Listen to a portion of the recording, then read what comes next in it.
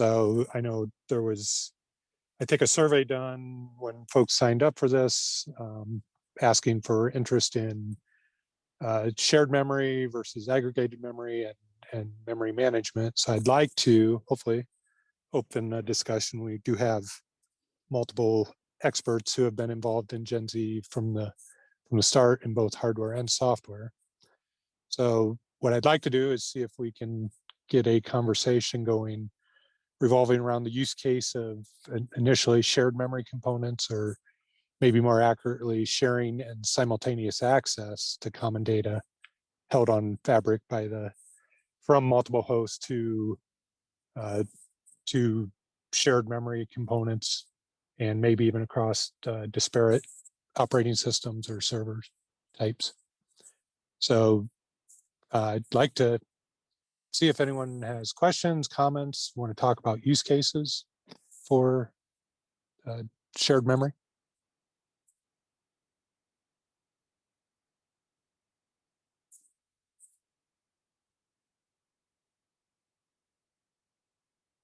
So if we don't have any questions, maybe I'll put Eric on the spot and ask him to kind of talk through what we have demonstrated in the past in terms of sharing common memory space from multiple hosts. Sure. I can chat about that, Tracy. So we have done a few different demos, as you mentioned. I think some of the shared memory demos that we've run is the Paint application, which is easy to visualize, but doesn't really stress what Gen Z can really do. But it's a small and simple demonstration of multiple hosts pointing at the same Fabric attached memory resource. And we had some demonstrations where you could walk up to a touch screen and interact with it, select colors like you're drawing in the standard like MS Paint type environment. And in this particular demo, we had two hosts, each representing a small region of memory, and representing the data at those memory regions with the specific colors. So you could draw on one screen from one host, and those drawings would be immediately represented on the other screen from the other host. So that was one of the demos that we did for shared memory. Again, the amount of bandwidth used is pretty tiny for that demo, but it did visualize and represent the shared memory use case in a very simple manner that was easy to digest at these live shows. As we start to evolve some of the software support and capabilities, we're starting to see more real world applications beyond just this sort of Paint demo. Things that we can do, single writer, multi-reader type applications for in-memory databases are demonstrations that or applications that we're starting to play around with now. So that has some real world benefits, one of which is migration of databases that are running otherwise in memory. If a server or a component needs to go down for maintenance, say kernel updates or whatever for security reasons, these do happen, and you don't want to lose access to the data during those reboots. So you can migrate that in-memory database from one host to another host, reboot the primary host without losing access to the data, continue to work on it. So these are the type of shared memory use cases that I think are fairly interesting and that people are starting to look at. So that's great. So you mentioned kind of being able to share a database. So is this being done with specialized software, or is it off-the-shelf software, being able to interact with that? Well, the database is off the shelf, but that synchronization and migration does require a little bit of specialized software. And we've done in-memory database demos using completely off-the-shelf software running out of fabric attached memory in a couple different demos. That wasn't necessarily a shared memory use case. It was just remote memory running in-memory databases, and that was completely unmodified. That was an SQLite database. And for that demonstration, we showed SQLite database row insert operations versus local NVMe SSD. And there was significant performance improvement running it out of FAM versus local NVMe. And was that running on a fabric, i.e., was there a switch involved between the host and the memory devices? So again, a couple different demo configs. One was single node with the host bus of a Gen Z bridge using UPI. That did not have a switch in between. Although the fabric attached memory devices do have integrated switches, so I guess you could say that there was a switch, but we didn't make use of any of the packet relay in that demo. In another configuration where we were running multiple hosts, multiple independent in-memory databases out of a pooled memory environment, did actually have 2 levels of switch in between. So we had 6 servers total running through a discrete switch, and then to a media box with an integrated switch within the media box. So 2 levels of switching. And then we allocated portions of the fabric attached memory to run the in-memory database across multiple servers. Okay. And in that demonstration, was the database contained to a single memory device? So we split it up. So again, we're running multiple instances of databases on multiple separate servers, but in separate ZMMs for that demo. Okay. I don't want to hog all the questions. Anyone have questions or comments? Interesting use cases that parallel?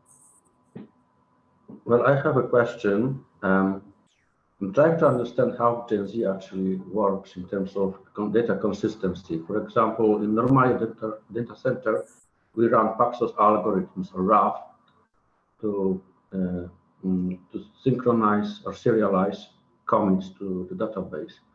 And I know that in Gen Z has cache coherence protocols, but how does it work on a higher level? Is that, for example, if I were to implement Kafka or Cassandra, do I really have to run consensus algorithms like Zookeeper, Paxos, and so on? So you want me to chat to that, Tracy, or do you want to? No, go ahead. Go ahead. Okay. So I think there's different ways that Gen Z as a specification can deal with these things. The way that we at IntelliProp are starting to think about this is using coherent connections to the host, similar to what we showed using UPI at last year's supercomputing. So all the loads and stores that originate in that demo from Xeon are cache coherent to that local Xeon's caching subsystem. So that's simple if you're using single Xeon to fabric attached memory and not trying to collaborate with another node on that same data set. So all loads and stores will still go through that caching hierarchy, even with fabric attached memory as the media. I think your specific question was how would multiple nodes synchronize events. And from a Gen Z specification perspective, a way to do that would be via the atomic op class. So you can have data structures protected using semaphores that are placed in fabric attached memory. And those semaphores could protect regions of the data set. So the synchronization could occur through those type of semaphores. So one host could request a semaphore with a test and set type atomic operation. If it gains access to the semaphore, it could then manipulate the database, flush out any of the modified cache lines within its caching hierarchy, and then release the semaphore for another node to take advantage of it. So, I mean, this is from a specification perspective how I think Gen Z could accommodate those synchronization events that you were asking about. And how does specification deal with failures? For example, in Zookeeper, the sample has to reach quorum, but if there are failures, how does Gen Z handle such scenarios? Yeah, there's a whole lot of different failure mechanisms and types, and I guess it just depends on the failure. So there's a rich set of reason fields and error reporting built in. It depends on what the failure is. So in addition, there's also multipathing support. So if the failure occurred due to a technician pulling a cable that they should not have pulled, for example, and multi-routing was set up in the fabric, there could be request failure due to there no longer being a valid path. So built into the specification is a mechanism to retry packets on a new path after a set of retry attempts have failed. So that's sort of built into the spec. Then there's a set of harbor enforced isolation controls, region keys and access keys. So if one node attempts to interact with a portion of the data set that it hasn't been configured to allow access to, that could also fail. And there's sets of correctable and uncorrectable failures and things like that. So I guess it just depends which failures you're talking about, but the spec does have a rich set of error reporting capabilities, reliability, and high availability type functionality built in. Okay, thank you. Oh, good questions. Anyone else?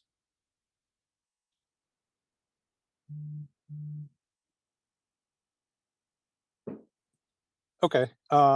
So second kind of topic maybe we can touch on is the first one we talked about, maybe multiple servers accessing common data. Now maybe, I think some of the demonstrations coming up are going to demonstrate where we can take multiple separate memory modules and aggregate them into a transparently physically contiguous space.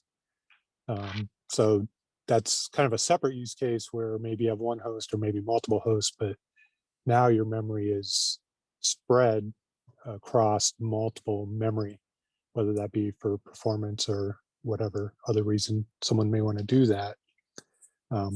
Do we have questions or interest in specifically talking about that use case?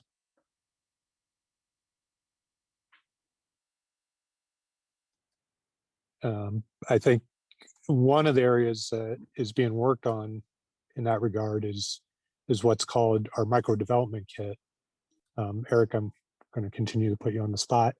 Could you kind of describe what this development kit is and who it's targeted for and how it plays into this idea of being able to use multiple memory devices as kind of a transparently single contiguous space?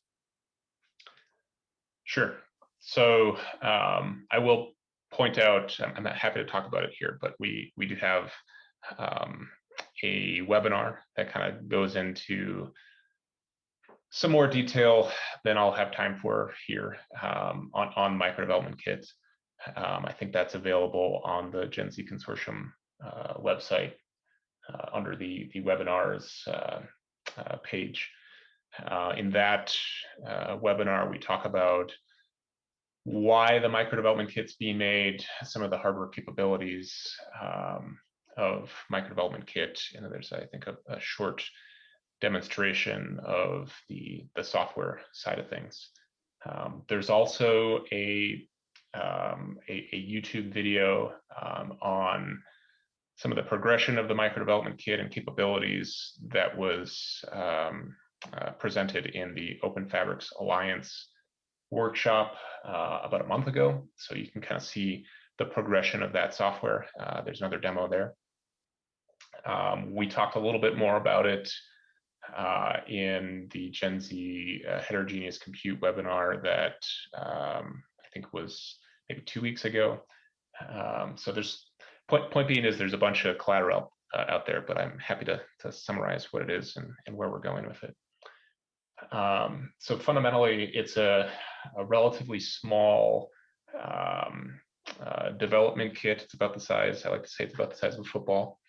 And there's 1 or 2 ARM-based host nodes that are implemented on a Xilinx MPSoC FPGA with integrated ARM A53 processor cores.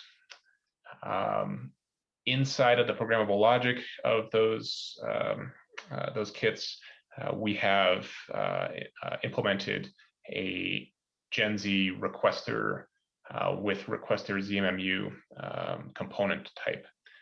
There's also an integrated switch and 2 QSFP cages that we then route out from those ARM host cards into a backplane. The backplane houses 1, 2, or 3 ZMM or Gen Z memory modules. And sort of the unique thing about this development kit is one, this is what we're using to develop software, specifically Gen Z Linux subsystem software. That software is being pushed open source with the intention of upstreaming into kernel.org. You can take a look at the public source code up on GitHub. If you do a Google search for Gen Z Linux, you'll find that GitHub. I think will be one of the first results. The other interesting thing is the requester ZMMU interface. So this is a load store interface that we connect to that ARM cache coherency connection, allowing for loads and stores originating from the ARM cores in a cache coherent manner. So the software running on the ARM, we're running a Linux OS modified kernel with our modifications, will configure those tables, the requester ZMMU tables, to map a host physical address range into Gen Z fabric. So software can interact with this in a few different ways. We have a bridge driver, which we provision an interface up to the Gen Z subsystem, allowing for both block driver access as well as what we call Gen Z Mem. Gen Z Mem is a kernel-owned memory driver, allowing for malleable regions of fabric to be presented to the kernel. So the neat thing about GenZMem is it just looks like software or memory to software. Loads and stores happen, albeit at a slightly longer latency profile to local memory, but all the software that was written to run out of memory still runs out of this GenZMem interface. The GenZ block driver interface provides an interface for all your other block driver utilities. So like CP, DD, all these utilities that are designed to run on a traditional block device will run on this GenZ block driver as well. So you can run file systems, XFS, ext4, these sort of things, and software just treats it as a block device. We're also enabling DAX modes of XFS, for example. So you get direct access, load store interface through a file system. And you can just do file opens and closes and interact with the GenZ memory in that way as well. So lots of development going on the micro development kit. We do have a once every other week meeting with a group of companies to work on some of that open source software. The Orthis bridge is something that IntelliProp produces. We do give that away for free in a time-limited manner. So if you have some of this hardware or want to acquire some of this hardware and do some demoing or profiling on your own, you can contact IntelliProp or Smart Modular, who produces the micro development kit, for more information. And you mentioned that it views this GenZ memory as either a memory region or a block device, but that can be spread across 2 ZMMUs in this system, right? So that it is transparent and can be represented as a single region, even though it's spread across multiple memory devices. Is that true? Yeah. So software will still see, particularly the fabric management software running, which we have codenamed as Zephyr, we'll still see the individual components. But if accessing through the GenZMem interface or through GenZ block interface, they can be abstracted away and interacted with as just a single contiguous memory region. And that comes down through those requester ZMU page table mappings. Great. So one other thing, I guess, that I'll say on that is within the micro development kit, there is a backplane which allows for ZMM to ZMM communication. So we can do a pretty flexible amount of topology modeling using just those Orthis host cards or in combination with the ZMMs. So we can, even though there is no discrete switch like we have in a media box, we can configure one of those or two of those ZMM entities as just switch components, and packet relay can be enabled through one or more of those ZMMs. So you can model one or more switch hops using just this really tiny micro development kit. And that sounds like it'd come in very handy if you're trying to determine kind of latency immunity in software, if you're trying to see how much latency a software program could tolerate. Yeah, so absolutely. And then also,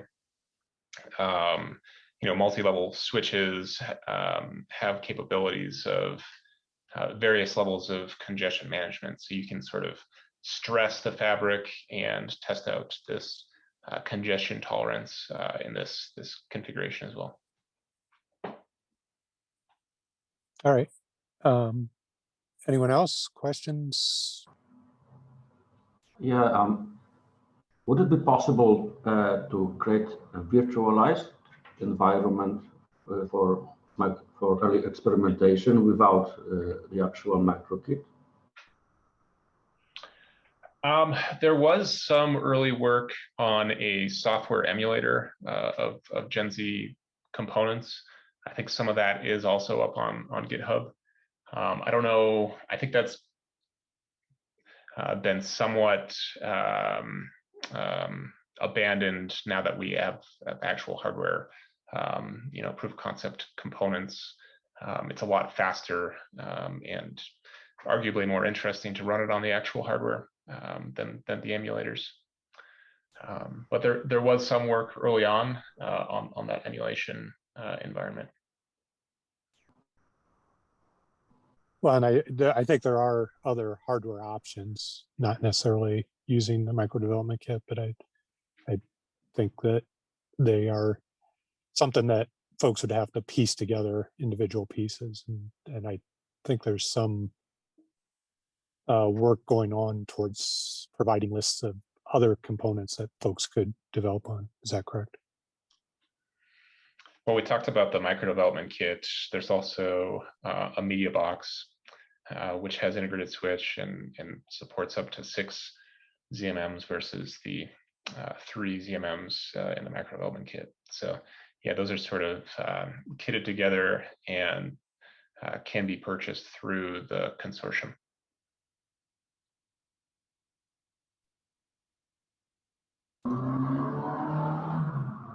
Okay, thank you. I'm curious what sort of topology or environment configuration that you're looking to model.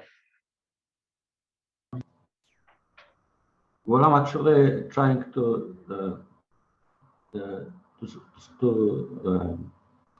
like learn the topic in general, and what I have a problem with is that well, these micro development kits are too pricey for the company, and this is basically a deal breaker for now.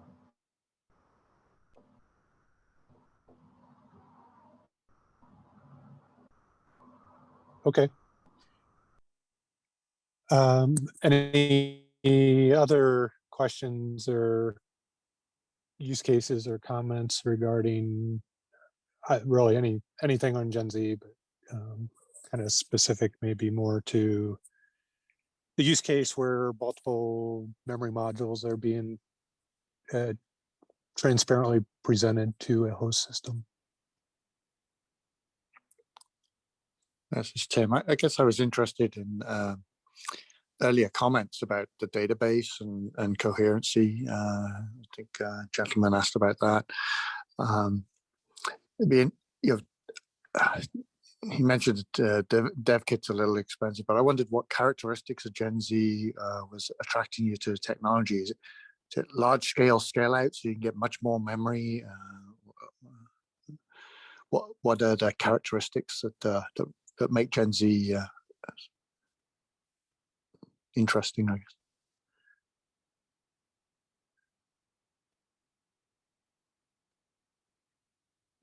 Was it? Yeah. And I think that was a question for, was it Jacob that was talking earlier? Yeah, I think, I was just interested, because he had an interesting case. So I just wondered if he was prepared to perhaps describe a little more what characteristics he was looking for. Yeah.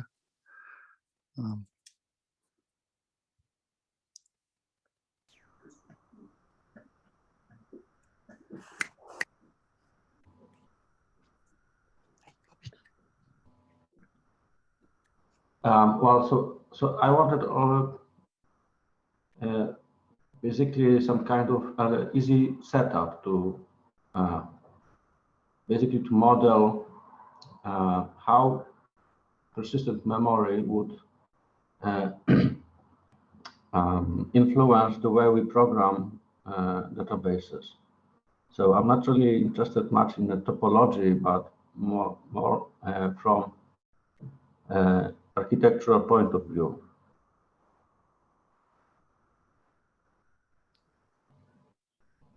Yeah, so the challenges of scale, and then how you can get those multi-engines to share the application. Excuse me, could you repeat? Yeah, but you mentioned the architecture. You're, I don't know whether I'm asking the question correctly, but your interest is to expand the database and allow multiple processors to share that database, and you're evaluating the performance of how that works. Yeah, so generally, I'm more interested about the Gen Z as, for example, a replacement for the data center based on typical servers, right? So the use cases would be mostly like databases and memory databases, like, for example, Apache Ignite. So are you interested more in kind of the performance of the software when you introduce memory that's fabric attached, or just to validate that it can work seamlessly and not so concerned about performance, at least not initially? Not initially. Okay. I would be more concerned about problems that arise when dealing with persistent memory. For example, there's a very good article by Oracle on how what would be the problems if Java were integrated with Intel Optane DC, for example, and the problems like migration of data structures, garbage collection, and concurrency control. So, and since we don't really have Optane DCs ready yet in the market in the direct addressing mode, so I was wondering if these micro development kits or some kind of emulator could be useful for some early research on, on the influence on how do we design software to be persistent memory ready. Okay. So it sounds like you have a specific interest in persistent memory, though, as well as kind of how it behaves on Gen Z. And I don't know, when you say persistent memory, is that, are you talking about persistent via when the memory modules are power cycled, or just persistent through host power cycles? Well, mostly host power cycles, because that is probably the biggest problem, that we often rely on restarts, that our software is restarted from time to time, and most of the data is purged, running data is purged. So bugs over time tend to like reset, right? And now when we have completely persistent environment, now the problems might be that incorrect configuration will persist also, and some problems may arise that normally were solved by just restarting. Okay. Well, certainly I think Gen Z does not preclude, having persistent memory, and depending how persistent, certainly when the memory is placed on a separate power supply from the server and somewhat removed through the fabric, the memory could be maintained, power up, while a host could cycle through power or reset or reboot. And certainly storage memory, persistent, say a flash-based memory, could be placed on a Gen Z fabric as well.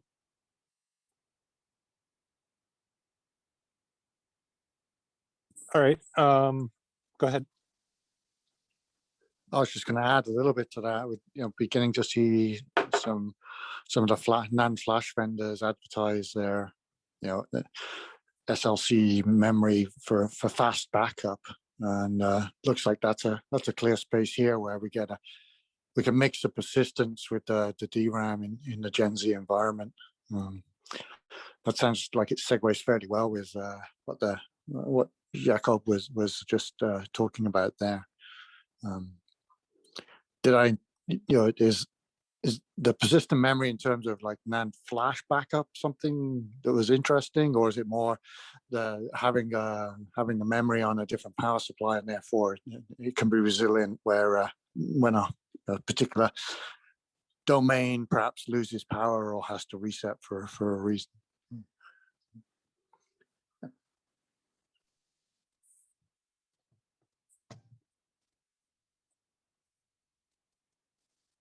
Yeah. So yeah, I think this was a good talking point, and I think it does highlight benefits of Gen Z in these type of systems.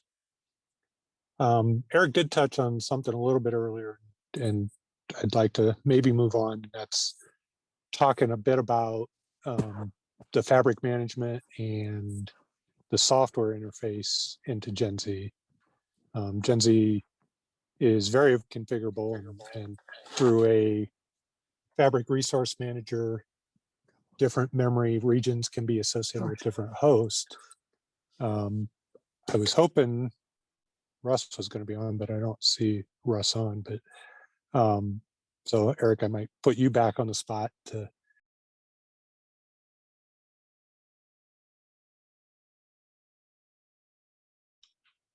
Oh, I think you went on mute, Tracy, right when you said Sorry. you're going to put me on the spot. I was going to put you on the spot, and I probably touched my phone. So perhaps you could talk to the efforts that are being made today towards a fabric management infrastructure and kind of how all that fits together. I know you mentioned a bridge driver and a local manager, but maybe step up a layer and talk about the work that's being done in terms of higher level fabric management. Yeah, so I agree. Russ would be a better person to talk about that, but I can clobber my way through.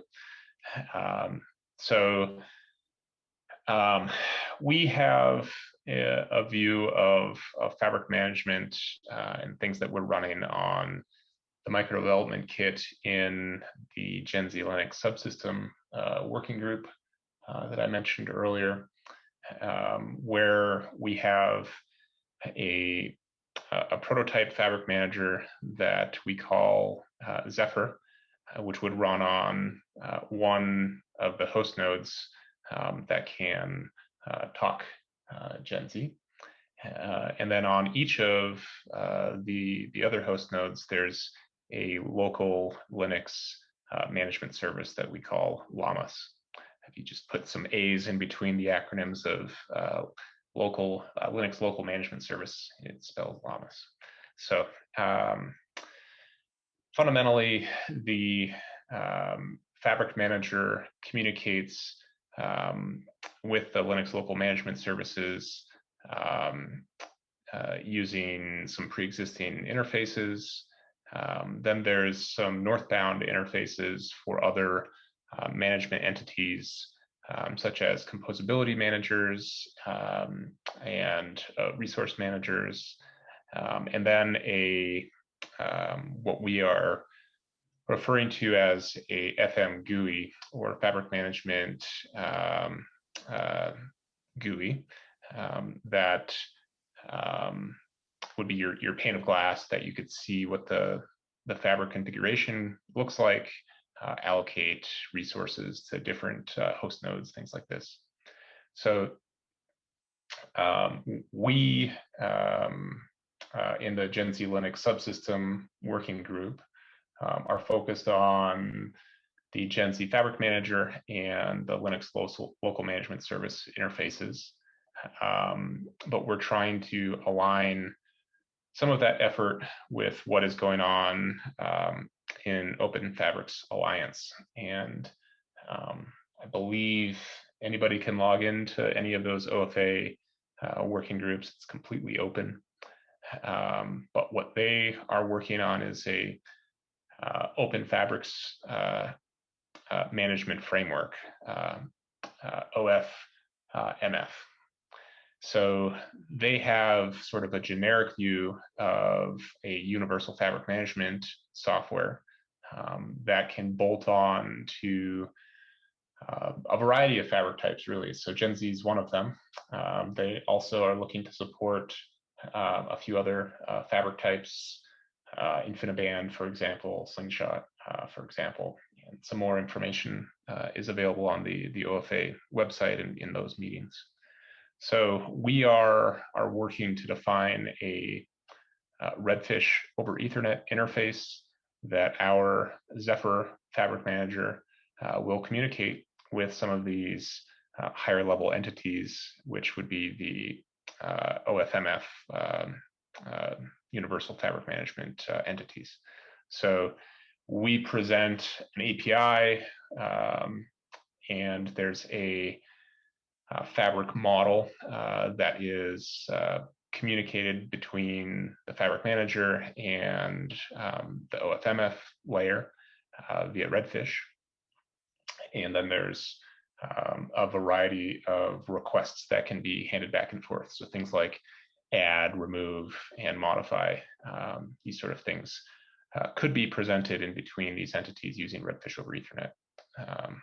So that work is ongoing. I think there's, in the OFA, lots of spec writing going on at this point, but they're starting to get into implementation of an emulator that could be run on one of our host nodes to communicate some of that universal fabric management capabilities. So hopefully we get to a point where we're connected together with that OFA work and our Gen Z Linux subsystem work closer to the end of this year in a manner that we can run some specific demos of that fabric management software.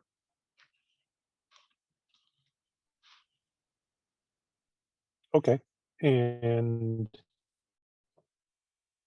I know you mentioned kind of that specifically to the micro development kit, but a lot of this management work would be applicable at a more generic hardware Gen Z fabric systems, not necessarily limited to the micro development kit. Is that true? Yeah, so other Gen Z components, if they can be in-band managed, could also be managed by Zephyr, and ultimately the universal fabric management software that's going on in OFA. So these could be bridges with different host connections.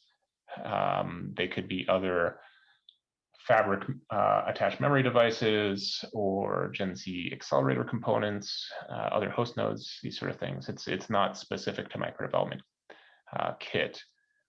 Much of the work that is going on is being done in the micro development kit because it's so easy to use and develop on. So that's where a lot of the work is being done, but it's not designed to only work with the micro development kit.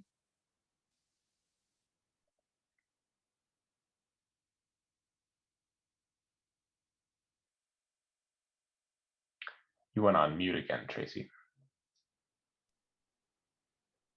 Sorry. Any other questions or comments, not even just limited to software, but anything around Gen Z or anything we've talked about today?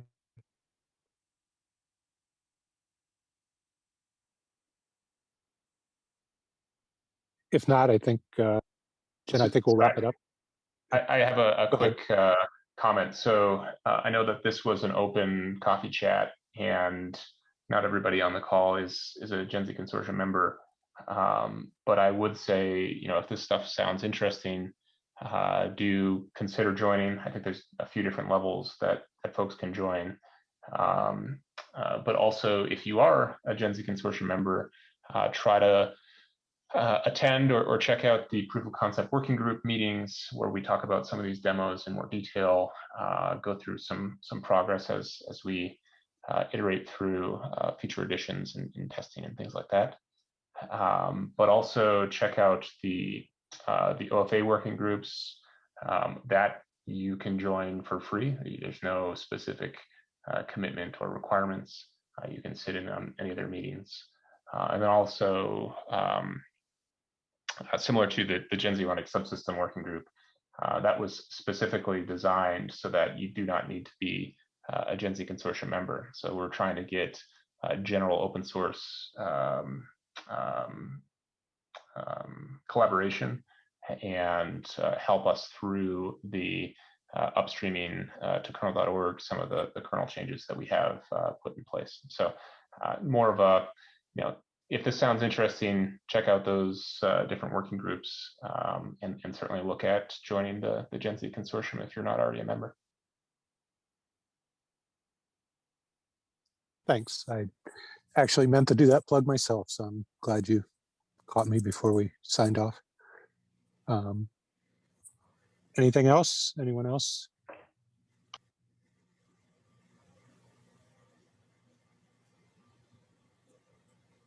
Yeah, thanks very much. All right. Thanks, everyone. Again, look at the Gen Z Consortium website, and certainly contact can be made through that website as well.